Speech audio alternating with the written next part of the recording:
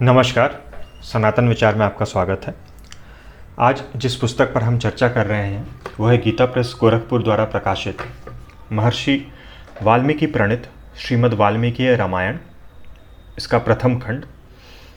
पुस्तक का कोड 75 है, 75।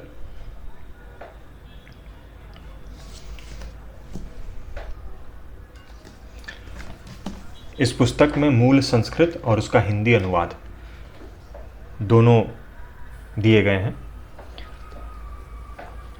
कुल पृष्ठ संख्या इसमें 928 है। सीताराम चंद्राभ्याम नमः महर्षि वाल्मीकि प्रणीत श्रीमद् वाल्मीकि रामायण सचित्र हिंदी अनुवाद सहित प्रथम खंड, बालकांड से किष्किंधा कांड तक। ये पुस्तक जो है वाल्मीकि रामायण गीता प्रेस 2 खंडों में प्रकाशित करती है। वाल्मीकि रामायण में कुल 7 कांड हैं: बालकांड, अयोध्या कांड, अरण्य कांड, किष्किंधा कांड, सुंदरकांड, युद्ध कांड और उत्तरकांड। तो पहले खंड में बालकांड से लेकर किष्किंधा कांड तक ही प्रथम 4 कांड हैं: बालकांड, अयोध्या कांड, अरण्य कांड और किष्किंधा कांड। और इसी के दूसरे खंड में शेष 3 कांड हैं: सुंदरकांड, युद्ध कांड और उत्तरकांड। पुस्तक का मूल्य जैसा कि मैंने बताया 300 रुपये है। कुल इसमें 928 पृष्ठ है। प्रकाशक द्वारा नम्र निवेदन है, उसमें से कुछ अंश मैं आपको पढ़ के बता दूं। रामाय रामभद्राय रामचंद्राय वेद से रघुनाथाय नाथाय सीताया पतये नमः। रामम रामानुजम सीताम भरतम भरतानुजम सुग्रीवम वायुसूनम च प्रणमामि पुनः पुनः। वेद वेद्ये परे पुंसी जाते दशरथात्मजे वेदः प्रातचेत सादासित साक्षाद रामायण आत्मना। वेद जिस परम तत्व का वर्णन करते हैं वही श्रीमन नारायण तत्व श्रीमद् रामायण श्री राम रूप से निरूपित है। वेद वेद्य परम पुरुषोत्तम के दशरथ नंदन श्री राम के रूप में अवतीर्ण होने पर साक्षात वेद ही श्री वाल्मीकि के मुख से श्री रामायण रूप में प्रकट हुए, ऐसी आस्तिकों की चिरकाल से मान्यता है। इसलिए श्रीमद् वाल्मीकि रामायण की वेद तुल्य ही प्रतिष्ठा है। यो भी महर्षि वाल्मीकि आदि कवि हैं, अतः विश्व के समस्त कवियों के गुरु हैं। उनका आदि काव्य श्रीमद् वाल्मीकि रामायण भूतल का प्रथम काव्य है। वह सभी के लिए पूज्य वस्तु है। भारत के लिए तो वह परम गौरव की वस्तु है और देश की सच्ची बहुमूल्य राष्ट्रीय निधि है। इस नाते भी वह सबके लिए संग्रह, पठन, मनन एवं श्रवण करने की वस्तु है। इसका एक एक अक्षर महापातक का नाश करने वाला है। एक एक अक्षरम पुंसम महापातक नाशकम।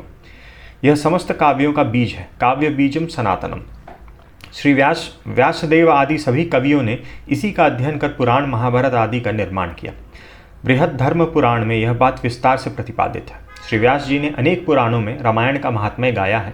स्कंद पुराण का रामायण महात्म्य तो इस ग्रंथ के आरंभ में दिया ही है, कई छिटपुट महात्म्य अलग भी हैं। यह भी प्रसिद्ध है कि व्यास जी ने युधिष्ठिर के अनुरोध से एक व्याख्या वाल्मीकि रामायण पर लिखी थी और उसकी एक हस्तलिखित प्रति अभी भी प्राप्य है। इसका नाम रामायण तात्पर्य दीपिका है। इसका उल्लेख दीवान बहादुर राम शास्त्री ने अपनी पुस्तक स्टडीज इन रामायण के 2य खंड में किया। यह पुस्तक 1944 ईस्वी में बड़ौदा से प्रकाशित है। द्रोण पर्व के श्लोकों की संख्या यहाँ दी गई है। महर्षि वाल्मीकि के युद्ध कांड के नाम उल्लेख पूर्वक श्लोक हवाला दिया गया है।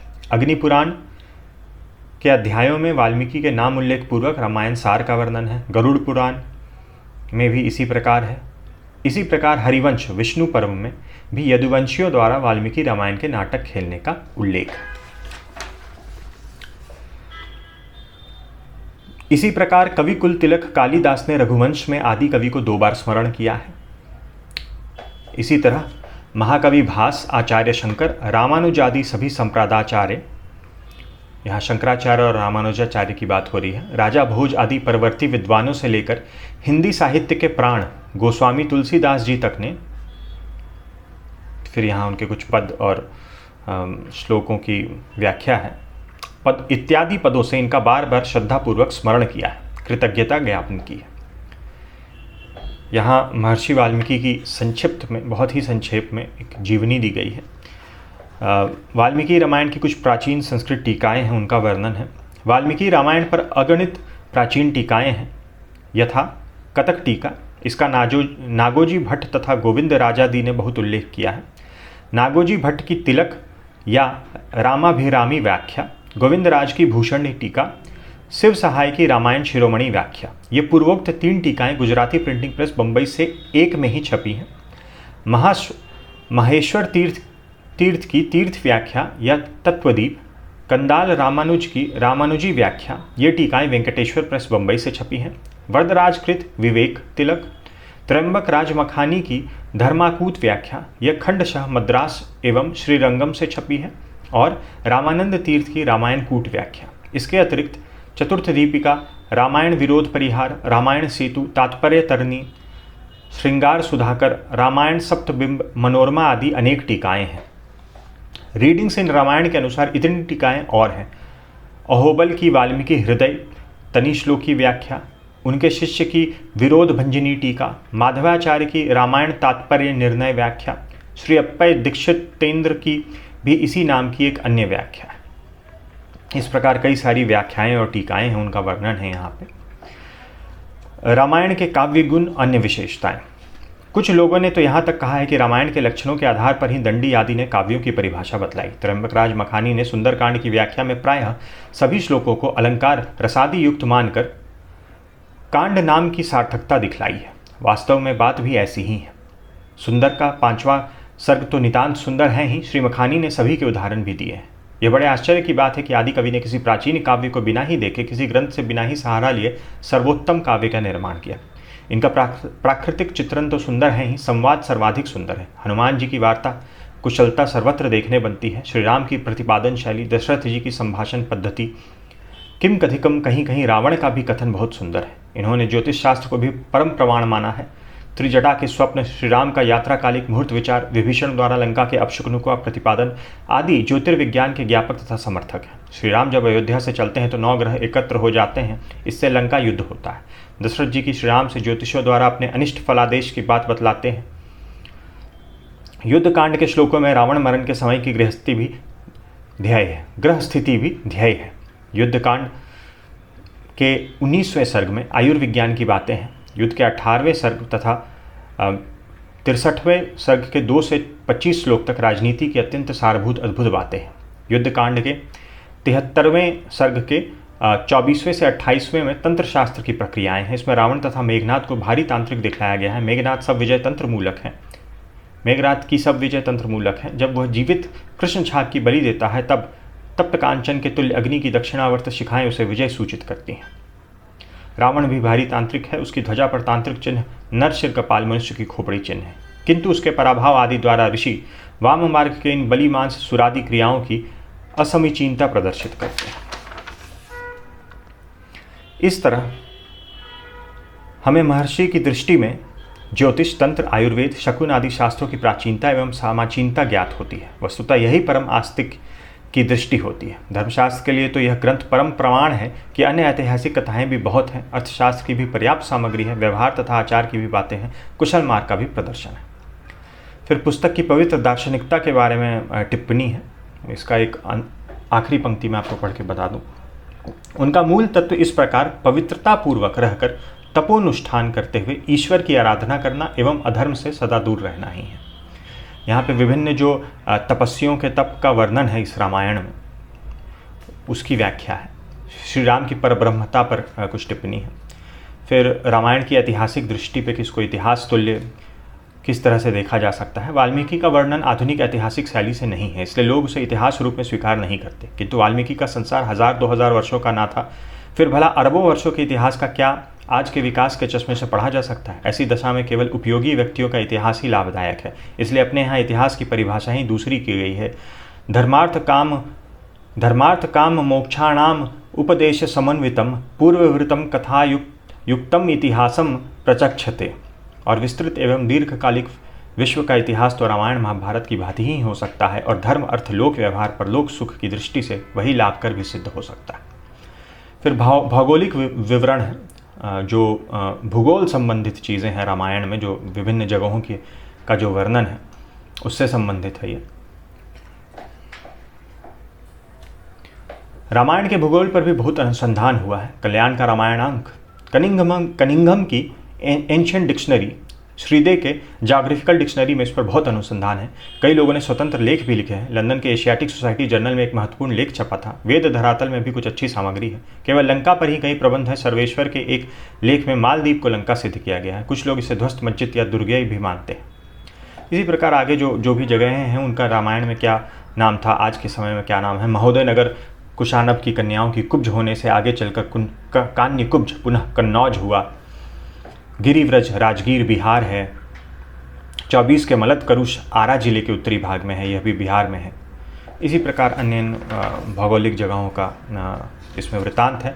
रामायण में राजनीति और मनोविज्ञान, यहाँ पे हनुमान जी की जो नीतिप्रद बातें जहाँ जहाँ आई हैं, खासकर जब विभीषण जो हैं वो श्री राम के शरण में आए थे तो उस समय सभी लोगों ने एक तरह से मना किया था उनको अपने शरण में लेने के लिए, बट वहाँ पे हनुमान जी ने जो बातें कही थी उनका वर्णन है।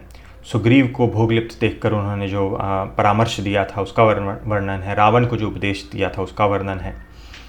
और फिर यहाँ लिखा जाता है, इन्हीं सब कारणों से हनुमान जी को बुद्धिमताम वरिष्ठम कहा गया है।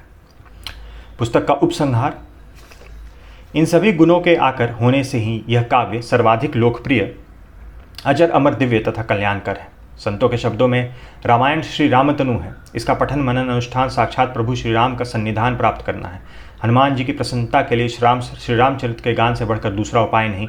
इसमें हनुमत चरित्र भी निरुपम, उज्ज्वल तथा दिव्य है। इसलिए अनादिकाल से इसके श्रवण पठन अनुष्ठान आदि की परंपरा है। रामलीला का भी पहले यही आधार रहा है। हम पहले यदुवंशियों द्वारा हरिवंश में वर्णित रामायण नाटक का खेलने का उल्लेख कर चुके हैं। फिर यहाँ उसी से संबंधित एक प्रसंग है।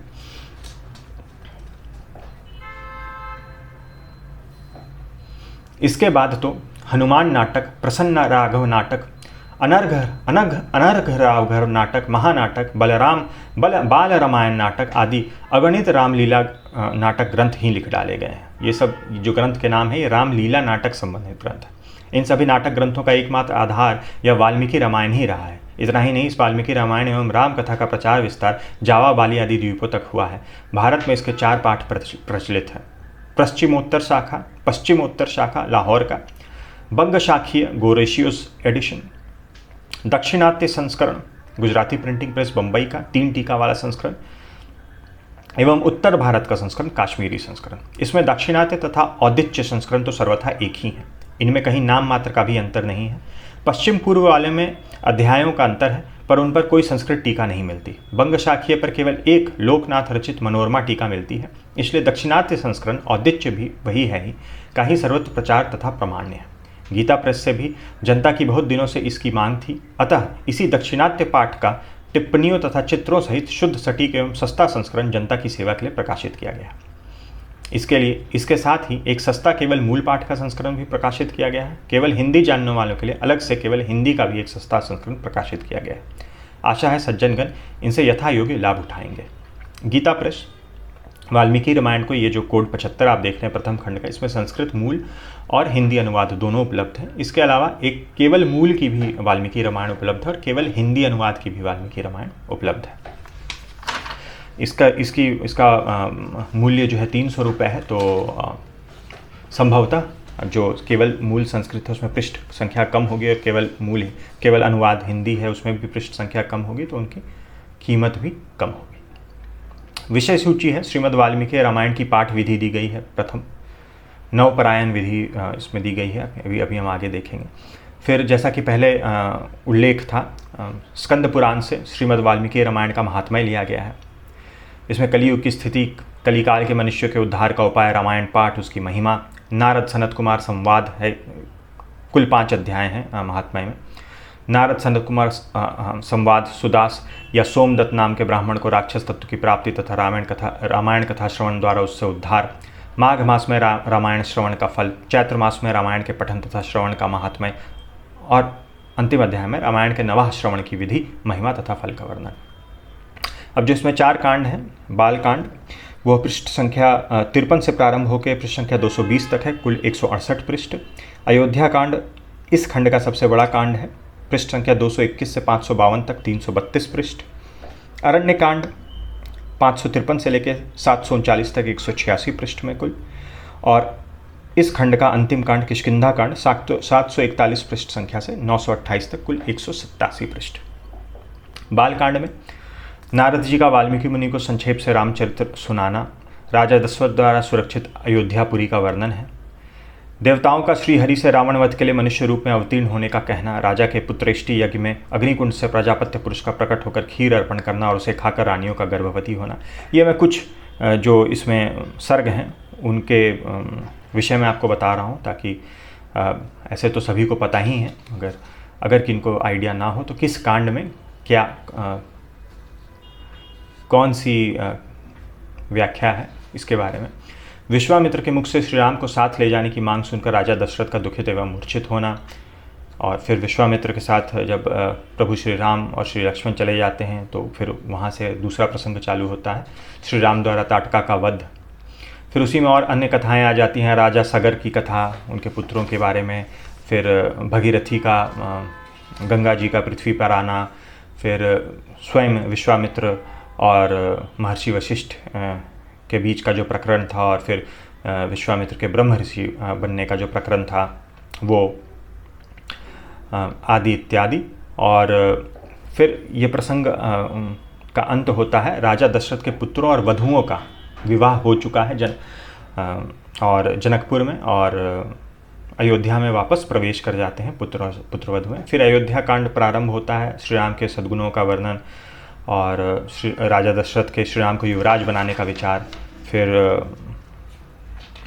पूरा कैकेयी ने जो राजा दशरथ से फिर बात कही भरत को राजा बनाने का, राज्याभिषेक करने का, श्री राम को वनवास में भेजने की, वो सारा प्रसंग होता है। वनवास में प्रभु श्री राम का प्रस्थान होता है, वो प्रसंग भी अयोध्या कांड में ही आता है। फिर भरत जाते हैं चित्रकूट प्रभु श्री राम को मनाने के लिए, और फिर वहाँ से उनकी चरण पादुकाएँ लाके स्थापित करते हैं और खुद नंदीग्राम में जाके रहते हैं।